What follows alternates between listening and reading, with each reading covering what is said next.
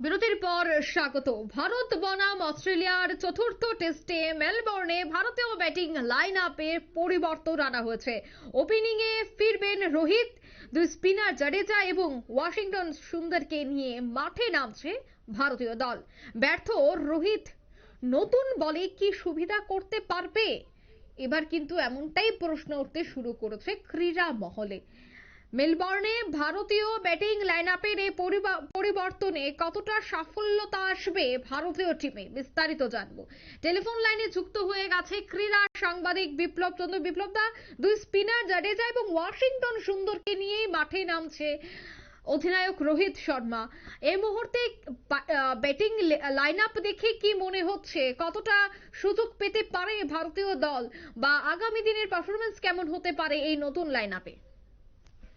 লাইনআপের সবচেয়ে বড় হলো ভারত এবং অস্ট্রেলিয়ার বিরুদ্ধে আমরা প্রত্যেকেই যেটা জানি যে ভারত এবং অস্ট্রেলিয়ার মধ্যে যে সিরিজ চলছে বর্ডার সুনীল গাভাস্কার, সেই সিরিজের চতুর্থ ম্যাচ মেলবোর্নে। কিন্তু এই মেলবোর্নের ম্যাচ কিন্তু অতি গুরুত্বপূর্ণ উভয় দলের কাছে, এবং সেই ক্ষেত্রে ভারতীয় দলের কাছে সবচেয়ে বেশি, কারণ ভারতীয় দল অন্য একটা দেশের মাটিতে কিন্তু খেলতে গেছে। এবং সেই জায়গায় মেলবোর্নের যে উইকেট, এখন পর্যন্ত যা খবর মেলবোর্নের উইকেটে ঘাস হয়েছে, এবং সেই জায়গায় দাঁড়িয়ে ভারতীয় দল কিভাবে ঘুরে দাঁড়াতে চাইছে, কারণ ভারতীয় দলকে চ্যাম্পিয়ন্স ট্রফির আগে নিজেদের তুলে ধরতে হলে কিন্তু এই চতুর্থ ম্যাচ মেলবোর্নের ম্যাচ অনেকটা গুরুত্বপূর্ণ। এবং সেই জায়গায় আমরা গত দুটো ম্যাচে দেখলাম, বা তিনটি ম্যাচে যা দেখলাম, সেখানে ক্ষেত্রে প্রথম টেস্টে ভারতীয় দল জয়লাভ করেছে, দ্বিতীয় টেস্টে এবং ড্র, এবং এই যে ড্রর পর কিন্তু ভারতীয় দলের ব্যাটিং লাইনআপে অনেকটাই নড়বড়ের সিদ্ধান্ত হয়েছে।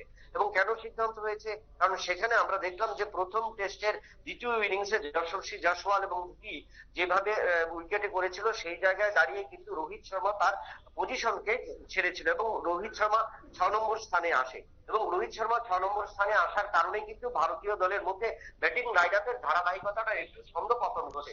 এই ছন্দপতনের ধারাবাহিকতা ছিল তৃতীয় টেস্টে, এবং সেখানে কিন্তু ভারতীয় দলের ব্যাটসম্যানরা সুবিধাজনক অবস্থায় নিজেদের তুলে ধরতে পারেনি, যার কারণে ভারতীয় দলের চাপ তৈরি হয়েছে। এরই মধ্যে তৃতীয় টেস্টের শেষ হওয়ার পর কিন্তু রবিচন্দ্র অশ্বিন কিন্তু অবসর নিয়েছেন। সেই জায়গায় রবিচন্দ্র অশ্বিন না থাকার কারণে ভারতীয় দলের আরেকটা চাপ। এবং যেহেতু আগামীকাল, আজ ক্রিসমাস, আগামীকাল একটা নতুন আনন্দে বা নতুন বছরের শুরুতে ভারতীয় দল বিদেশের মাটিতে ইনিংস শুরু করবে বা ফিল্ডিং শুরু করবে, তো সেই জায়গায় দাঁড়িয়ে ভারতীয় দল চাইছে রোহিত শর্মার নেতৃত্বে একটা বড় ভালো খেলা উপহার দিতে। এবং সেই জায়গায় দাঁড়িয়ে কিন্তু রোহিত শর্মা যে 6 নম্বর স্থানে উইকেটে ছিল ব্যাটিং লাইনআপে, সেখানে পরিবর্তন করে কিন্তু আবার পুনরায় ওপেনিং এ আসার সিদ্ধান্ত প্রায় পাকা। এবং সেক্ষেত্রে আজ টিম মিটিং, যদিও গতকালকে রাত্রে টিম মিটিং এ সেটা অনেকটাই কার্যকরী হয়েছে, এবং সেখানে কিন্তু জানা গেছে যে রোহিত শর্মা তার পুরোনো জায়গায় অর্থাৎ ওপেনিং এ ব্যাট করতে আসবেন। এবং সেই জায়গায় দুজন স্পিনারকে নিয়ে, যেহেতু ঘাসের উইকেট, এবং সেই ঘাসের উইকেটে ভারতীয় দল চাচ্ছে দুজন স্পিনারকে নিয়ে কাকে নেবে। এবং সেই ক্ষেত্রে আমরা গতকালকে দেখলাম যে 26 বছরের যে তরুণ যাকে নেওয়া হয়েছিল রবিচন্দ্র অশ্বিনের সাবস্টিটিউট, তাকে নয়, সেখানে কিন্তু পুরনো সেই রবীন্দ্র জাদেজা এবং ওয়াশিংটন সুন্দর, এই দুজনের উপর কিন্তু ভারতীয় দল ভর করছে বা ভারতীয় দল নির্ভর করছে। কারণ মেলবোর্ন উইকেট সম্পর্কে বা মেলবোর্নে আগে গিয়ে খেলা গিয়েছে তাদের, এবং খেলা হওয়ার কারণে তাদের যে অভিজ্ঞতা রয়েছে, সেই অভিজ্ঞতা কতটুকু তারা নিংড়ে দিতে পারে তার উপরই কিন্তু ডিপেন্ড করছে ভারতীয় ম্যানেজমেন্ট। এবং তার কারণেই কিন্তু আগামীকাল যে চতুর্থ টেস্ট, এবং সেই চতুর্থ টেস্টে রবীন্দ্র জাদেজা এবং ওয়াশিংটন সুন্দরকে আনা হচ্ছে, এবং সেই জায়গায় লোকেশ রাহুলকে আবার 6 নম্বর জায়গাতে, এবং রোহিত শর্মা কিন্তু 2 নম্বর ওপেনিং এ আসছে। এবং ব্যাটিং লাইনআপে কে এল রাহুল এবং শুভমান গিল যে পজিশনে রয়েছে, শুভমান গিলকে 3 নম্বর স্থানে কিন্তু আসতে হবে। এবং সেই জায়গায় আমার মনে হয় যে ভারতীয় লাইন আপ পরিবর্তন করে দেখা যাক, কারণ রোহিত শর্মা গতকালকে যে অনুশীলন, টানা অনুশীলনের পর সেটা কিন্তু অভিমত প্রকাশ করেছে যে ভারতীয় দলের ব্যাটসম্যানরা এখন কিছুটা হতাশ থাকলেও আর গত কয়েকদিনের অনুশীলনে তারা কিন্তু নিজেদের অনেকটাই পরিপক্ক করে নিয়েছে, এবং সেই ভুল ত্রুটি শুধরে নিয়ে তারা কিন্তু পুনরায় তাদের যে দক্ষতা বা তাদের যে দেখা ব্যাটিং পারফরমেন্স, সেটা কিন্তু তুলে ধরবে। এবং সেই আশা নিয়ে কিন্তু মেলবোর্নে আগামীকালকে সেই টেস্ট তারা শুরু করতে চাইছে। অঙ্কিতা, ধন্যবাদ বিপ্লবদা।